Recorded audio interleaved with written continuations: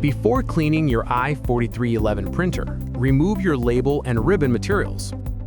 Always power off the printer and remove the battery. You will need a bottle of isopropyl alcohol and foam swabs, or Brady's pre-moistened cleaning swabs.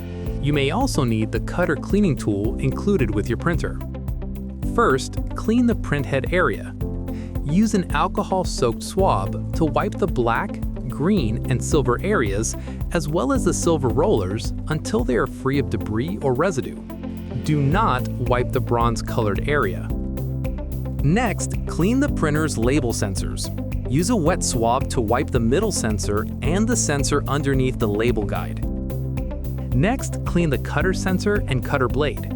Pinch the yellow tabs on the cutter mechanism and slide it down. Insert a wet swab and gently wipe the sensor at the top. The cutter blade is directly beneath the sensor. If there is significant residue buildup, first use the cutter cleaning tool to scrape it away. Then, wipe it with wet swabs until the blade is clean. Next, clean the black rubber roller and the print path. Clean the length of the roller with a wet swab. Use your thumb to advance the roller. You will feel resistance, but it won't damage the printer.